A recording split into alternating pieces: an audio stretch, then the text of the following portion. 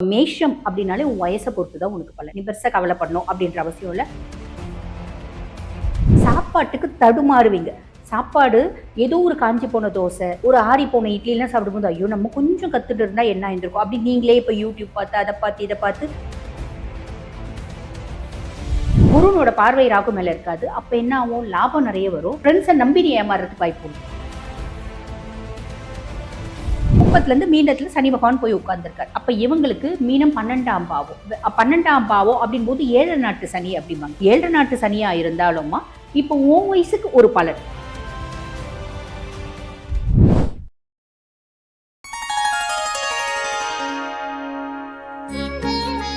Sri Varahi TV நேயர்கள் அனைவருக்கும் வணக்கம். இன்னைக்கு தமிழ் புத்தாண்டை ஒட்டி 12 ராசிக்காரர்களுக்கும் எப்படி இருக்க போகுது இந்த வருடம் அப்படிங்கறத பத்தி துல்லியமா கணித்து சொல்றதுக்காக இன்னைக்கு நம்ம கூட டாக்டர் ஜோதிடர் ஆன்மீக சொற்பொழிவாளர் தீபா அருளாளர் நம்ம கூட இணைந்திருக்காங்க. அவங்கள வெல்கம் பண்ணிடலாம். வணக்கம் மேம். வணக்கம்மா. எப்படி இருக்கீங்க? நல்லா இருக்கேம்மா. நீங்க நல்லா இருக்கீங்க? நல்லா இருக்கேன் மேம். இன்னைக்கு நம்ம தமிழ் புத்தாண்டை ஒட்டி 12 ராசிக்காரர்களுக்கும் எப்படி இருக்க போகுது அப்படின்னு பார்க்க போறோம். அதுக்கு முன்னாடி எனக்கு ஒரு சின்ன சந்தேகம் மேம். இப்ப பாத்தீங்கன்னா ஆங்கில வருட புத்தாண்டு ராசி பலன்கள் அப்படின்னு சொல்லி நம்ம 12 ராசிக்குமே பார்க்கிறோம். இப்ப தமிழ் புத்தாண்டு ராசி பலன்கள் சொல்லி 12 ராசிக்குமே பார்க்கிறோம். இதுல எனக்கு என்ன சந்தேகம் அப்படின்னா, இந்த வருஷ தொடக்கத்திலே நம்ம ஆங்கில புத்தாண்டுக்கு பார்த்திருப்போம்ல இந்த ராசிக்கு இப்படிதான்னு. அப்ப ஏன் மேம் தமிழ் புத்தாண்டுக்கும் தனியா பாக்குறாங்க? இதுல என்ன ஒரு வித்தியாசம் நமக்கு இருக்கு? கண்டிப்பாமா. பொதுவா பாருங்க, இப்பதான் பாத்தீங்கன்னா சமீப சில 100 ஆண்டு காலமா தான் பாத்தீங்கன்னா இந்த ஜார்ஜியன் கேலண்டர் அப்படின்றது ஃபாலோ பண்றாங்க. சில 100 ஆண்டுகளா. இப்ப நம்ம 2025, 2026, 2027 வருட பலன் அப்படின்றது பாக்குறோம். ஆனா நம் முன்னோர்கள் பாத்தீங்கன்னா சூரியன் மகர ராசியில பிரவேசிக்கும் காலம் இந்த பொங்கல் காலம், அத மகர சங்கராந்தி அப்படிம்பாங்க. அன்றைய தினம் மகர சங்கராந்திக்குன்னு ஒரு புருஷனை பாவிப்பாங்க. அந்த புருஷன் என்ன மாதிரி உடை அணிஞ்சு வரான், என்ன வாகனத்துல வரான், என்ன ஆயுதம் ஏந்தி வரான், என்ன ரத்தினங்களை ஏந்தி வரான், அதாவது தாங்கி வரான், இதை பொறுத்து அந்த வருஷம் ஃபுல்லும் என்ன மாதிரி பலன்கள் அப்படின்ட்டு சொல்லுவாங்க. இப்ப இந்த 2026லயே பாத்தீங்கன்னா வருஷ பலன் அப்படின்றது நம்ம சொல்றோம் பாத்தீங்களா, எக்ஸாக்டா எப்படி சொல்லுவாங்க நம்ம முன்னோர்கள் அப்படின்னா மகர சங்கராந்தி புருஷனை வச்சுதான் சொல்லுவாங்க. அதே மாதிரி நம்மளோட பாரம்பரியம் என்ன அப்படின்னா சித்திரை மாதம் வரக்கூடிய வருஷ பிறப்பு, அதை பேஸ் பண்ணி பலன் அப்படின்றது சொல்லுவாங்க. இப்பதான் மாறி போச்சேம்மா. நம்மளாம் பாத்தீங்கன்னா தமிழ் வருட பிறப்பு செலிப்ரேட் பண்றது இல்ல, நியூ இயரை தான் செலிப்ரேட் பண்றோம். 12 மணிக்கு நம்மளுக்கு எல்லாத்துக்கும் வருஷம் பிறந்துருது இல்லைங்களா? ஆக இப்ப நம்ம முன்னோர்கள் நம்மளோட பிறந்த நாளையும் அந்த மாதிரிதான் கொண்டாடினாங்க. அந்த நட்சத்திரம் வர நாள் அந்த வருஷம் தமிழ் பேசிஸ்ல தான் கொண்டாடுங்க. இப்ப காலம் மாறி போச்சு. இருந்தாலும் அந்த பாரம்பரியம் அப்படின்றது தொடரதான் செய்யுது. என்றாலும் பாத்தீங்கன்னா தமிழ் புத்தாண்டை பேஸ் பண்ணி தான் பாத்தீங்கன்னா பஞ்சாங்கம் எழுதுறவங்க, பலன் எழுதுறவங்க நிறைய பேர் இருக்கதான் செய்யறாங்க. அப்ப நம்மளோட பாரம்பரியம் தமிழ் புத்தாண்டு, அதை செலிப்ரேட் பண்றது, அது சார்ந்த பலன் அப்படின்றது சொல்றதுதான். புரியுதுங்களா? இப்ப புரிஞ்சிருக்கும்னு நினைக்கிறேன். ஆமா ஆமா.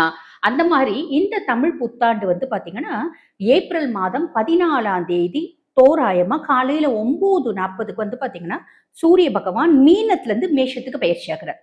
இதுதான் தமிழ் புத்தாண்டு. அப்ப 9:40க்கு தமிழ் புத்தாண்டு ஆரம்பிக்குது அப்படின்லாம். அப்ப இந்த தமிழ் புத்தாண்டு என்ன சொல்லுவாங்க அப்படின்னா பராபவ வருடம் அப்படின்னு சொல்றாங்க. இந்த பராபவ வருடம் பொறுத்து நமக்கு பாத்தீங்கன்னா புது பலன்கள் அப்படின்றது இருக்கு. என்ன புது பலன்கள்? இந்த காலகட்டம், அதாவது இந்த ஆண்டு பாத்தீங்கன்னா மழை நிறைய இருக்கும்.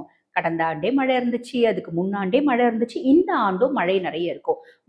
மலை சார்ந்த பிரதேசங்கள்ல நிலநடுக்கம் அப்படின்றது வரத்துக்கு வாய்ப்பு உண்டு. புரியுதுங்களா? அதே மாதிரி பாத்தீங்கன்னா பசு பால் நாசம் அப்படிம்பாங்க. பசுக்களுக்கு நோய் வரத்துக்கான வாய்ப்பு உண்டு. பெண்களுக்கும் குழந்தைகளுக்கும், பெண் குழந்தைகளுக்கும் பாத்தீங்கன்னா முன்னுரிமை அப்படின்றது கொடுக்கப்படும். நாட்டுல போர் அப்படின்றது தொடரும். இந்த ஆன்மீகத்துல நான் தான் அம்பிகை, நான் தான் ஈசன் நிறைய பேர் சொல்லிட்டு இருக்காங்க பாத்தீங்களா. நானு ஈசனோட அடியாருன்னு சொல்றது இல்லை, நான் குருன்னு சொல்றது இல்லை.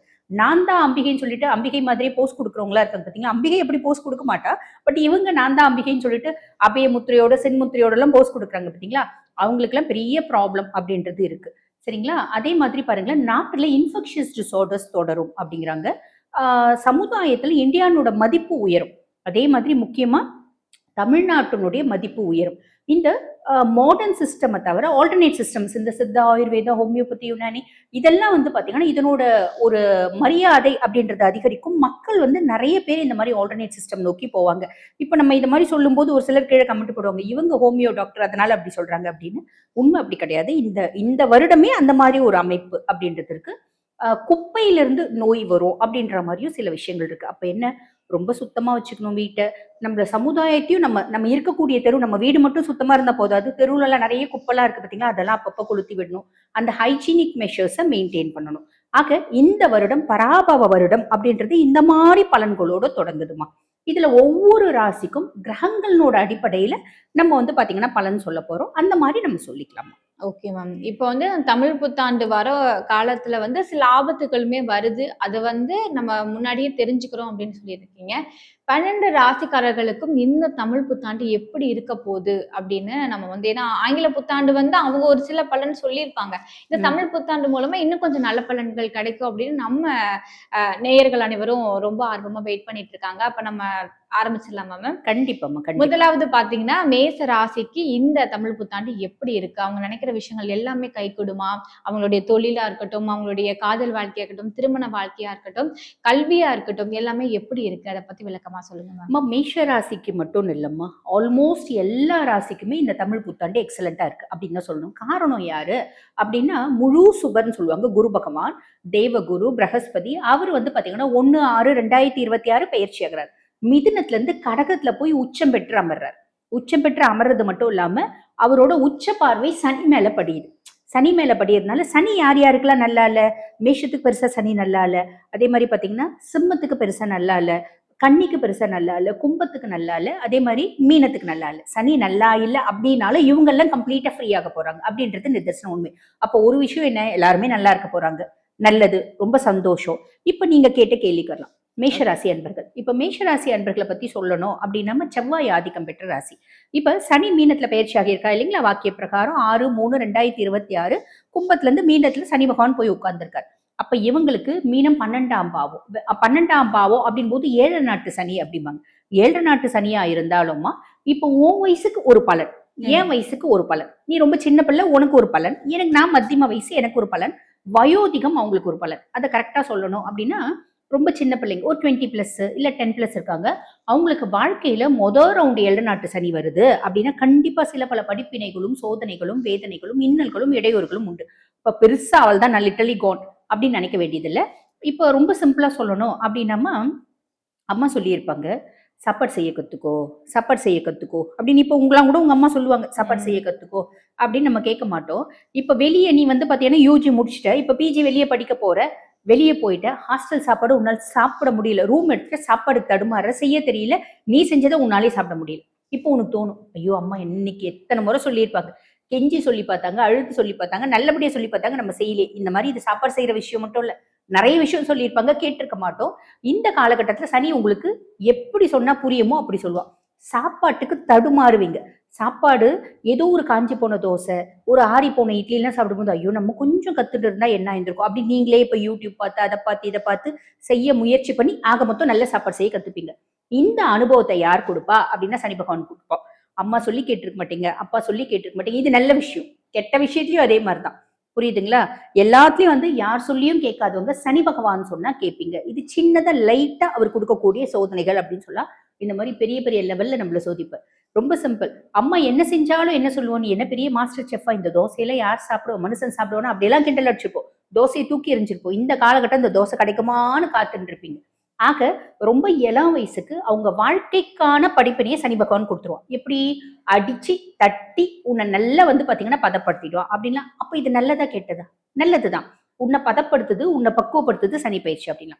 சரி, இப்ப மத்தியம வயசு சனி, அதாவது மத்தியம வயசு மேஷராசி அன்பர்களா இருக்கீங்க அப்படின்னா உங்களுக்கு பொங்கு சனி அப்படிம்பாங்க. இந்த சின்ன பிள்ளைங்களுக்கு வர்றது விரைய சனி. மத்தியம வயசு அவங்களுக்கு வந்து பாத்தீங்கன்னா 30+ இருக்காங்க, 40+ இருக்காங்க, அவங்களுக்கு பொங்கு சனி வரும். பொங்கு சனி அப்படின்னா லைஃப்ல அப்படியே காசு பணம் வசதி அந்தஸ்து எல்லாம் பொங்கிடுமா அப்படின்ற மாதிரி சில சந்தேகம் இருக்கு. அப்படி நம்புறாங்க. அது உண்மையா? அதுவும் உண்மை கிடையாது. எப்படின்னா ஆல்ரெடி ஒரு முறை சனி பகவான் உன் வாழ்க்கையில வந்துட்டான், உன்னை செதுக்கிட்டான், சிற்பமாக்கிட்டான், திருப்பி செதுக்கிறதுக்கு ஒன்றும் இல்லை. அப்ப நீ எவ்வளோ தூரம் ஓடுறியோ உன்னோட டெஸ்டினி அடைவ. நீ ஹார்ட் ஒர்க் பண்ற அப்படின்னா சக்சஸ் கேரண்டி. இது பொங்கு சனியில அப்படின்னு சொல்லலாம். மூணாவது 50+, 60+ அவங்களுக்கு ஏஜ் இருக்கு, 70+ ஏஜ் இருக்கு, அவங்களுக்கு வாழ்க்கையில 3வது ரவுண்ட் 7 நாட்டு சனி வரா அப்படின் போது அவங்களுக்கு தங்கு சனி அப்படிம்பாங்க. தங்கு சனி அப்படின் போது ஆரோக்கியத்துல கவனம் வேணுமா. பொதுவா ஒரு ராசியில இருந்து இன்னொரு அதே ராசிக்கு திருப்பி சனி பகவான் சுழண்டு வர்றதுக்கு வந்து பாத்தீங்கன்னா 29.5 ஆண்டு காலம் எடுத்துக்கிறார். ஒவ்வொரு ராசியிலும் 2 2.5 வருஷம் சஞ்சாரம் பண்றாரு இல்லையா. அப்ப மேஷம் அப்படின்னாலே உன் வயசை பொறுத்து தான் உனக்கு பலன். நீ பெருசா கவலைப்படணும் அப்படின்ற அவசியம் இல்ல. ராகு வந்து 11ஆம் பாவத்துல இருக்காரு அப்படின் போது மேஷம் இது வரைக்கும் 7 நாட்டு சனி ஆரம்பிச்சோம். இது வரைக்கும் அவங்க வந்து லைஃப்ல நல்லா இருக்காங்க அப்படின்னா அவங்களுக்கு காரணம் என்ன அப்படின்னா ராகு வந்து லாபஸ்தானத்துல இருக்கிறதுனால. ராகு லாபஸ்தானத்துல இருக்கிறதுனால செய்யக்கூடிய தொழில்ல அதீத லாபம் அப்படின்றது சாலிடா வந்து ராகு கொடுத்துருவான். இந்த ராகு கேது பயிற்சி வந்து பாத்தீங்கன்னா இந்த 2026 12ஆம் மாசம் தான் நடக்குது. அப்ப அது வரைக்குமே இந்த பலன் அப்படின்றது இருக்கும். என்ன 6ஆம் மாசம் வரைக்கும் குருனோட பார்வை ராகு மேல இருக்கும். அப்ப ராகுனால வரக்கூடிய பிளஸ் நீ செய்யக்கூடிய தொழில அதீத லாபம் அப்படின்றது வந்துடும். நீ நல்லா சம்பாதிக்கலாம், இது வந்துடும். 12ஆம் மாசத்துக்கு மேல 6ஆம் மாசத்துக்கு மேல குருனோட பார்வை ராகு மேல இருக்காது. அப்ப என்ன ஆகும்? லாபம் நிறைய வரும். ஃப்ரெண்ட்ஸை நம்பி நீ ஏமாறதுக்கு வாய்ப்பு உண்டு. 6ஆம் மாசத்துல இருந்து நம்ம ஃப்ரெண்ட்ஸை பெரிய லெவல்ல நம்ப கூடாது. அதே மாதிரி உங்க மூத்த சகோதர சகோதரிகளுக்கு ஹெல்த் இஷ்யூஸ் வரதுக்கு வாய்ப்பு உண்டு. அவங்களுக்கும் உங்களுக்குமான ஒரு ரிலேஷன்ஷிப்ல ஒரு கேப் வரதுக்கு வாய்ப்பு உண்டு. இதுல கவனம் அப்படின்றது வச்சுக்கணும். அதே மாதிரி பாத்தீங்கன்னா குழந்தைங்களுக்கும் நமக்கும் அந்யோன்யமின்மை அப்படின்றது தொடரதாம செய்யும். அதுல பெருசா வந்து டவுட் இல்லை. 6ஆம் மாசத்துக்கு அப்புறம் குரு பயிற்சின்னு சொல்லியிருக்கேன் இல்லைங்களா? குரு பகவான் என்ன பண்றாரு? மிதுனத்துல இருந்து கடகத்துக்கு போய் உச்சம் பெற்று அமர்றாருன்னு சொன்னேன். அது இவங்களுக்கு 4ஆம் பாவம் சுகஸ்தானம். மேஷம் கண்டிப்பா கம்ஃபர்ட்டா இருப்பாங்க. என்னென்ன நீங்க கேட்டீங்க? லவ் வருமா? கண்டிப்பா வரும். லவ் யாரும் கெடுக்க போறது இல்ல. படிப்பாங்களா? தாராளமா படிப்பாங்க. வெளிநாடு போய் படிக்கணும்னு ஆசைப்பட்டாலும் படிப்பாங்க. வீடு வாங்குவாங்களா? தாராளமா வீடு வாங்குவாங்க. கார் வாங்குவாங்களா? தாராளமா கார் வாங்குவாங்க. ஆக மொத்தம் அவங்களோட கம்ஃபர்ட் ஜோன் அதிகமாகும் அப்படின்றது சாலிடா நடக்கும். பொதுவாவே வந்து பாருங்க, குருனோட பார்வை 8, 10, 12 பாக்குது. அவரோட பார்வை 5, 7, 9 8, 10, 12 பாக்குறதுனால இது வரைக்கும் ஒரு ஹிடன் ரிலேஷன்ஷிப்ஸ்ல வந்து பாத்தீங்கன்னா கஷ்டப்பட்டுட்டு இருந்த எல்லா ராசிகளுக்கும் ஹிடன் ரிலேஷன்ஷிப்ஸ்ன்றது இருக்கு. எல்லாருக்குமே இருக்கிறது இல்ல, ஒரு சிலருக்கு இருக்கதான் செய்யும். அந்த மாதிரி கஷ்டப்பட்டு இருந்தவங்களும் அதுல இருந்து விடிவு காலம் அப்படின்றது வந்துரும்மா. அதே மாதிரி ஆரோக்கிய குறைபாடுகள் ஏதாவது இருந்தாலும் அதுல இருந்து ஒரு பெருத்த முன்னேற்றம் அப்படின்றது வரும். தொழில் மேன்மை அப்படின்றது வரும். அதே மாதிரி சுப செலவு அப்படின்றது சாலிடா நடக்குமா. Okay ma'am. நீங்க சொன்ன மாதிரி மேச ராசிக்கு வந்து நிறைய நல்ல விஷயங்கள் வந்து நடக்க போகுது. இருந்தாலும் ஒரு ஆபத்து வரப்போகுதுங்கிறத வந்து நம்ம வீட்ல இருக்கிறவங்கள வேற யாராவது சொல்லியிருந்தாலும் அத நீங்க முடிஞ்ச அளவுக்கு கொஞ்சம் கேட்டுட்டு பண்ணீங்க அப்படின்னா, பின்னாடி நடக்கிற ஒரு பெரிய பிரச்சனையில இருந்து அவங்க தப்பிச்சுக்கலாம். இல்ல நான் கேட்கல அப்படின்னா, சனி பகவான் எப்படி உங்களுக்கு புரிய வைப்பாரோ புரிய வைப்பார். புரிய வச்சிரும் அப்படின்னு ரொம்ப அழகா சொன்னீங்க மேம். தமிழ் புத்தாண்டு பலன்கள் வந்து எப்படி இருக்கு அப்படிங்கிறத ரொம்ப அழகா, துல்லியமா எங்களுக்காக சொல்லியிருந்தீங்க. ரொம்ப நன்றி மேம். நன்றி.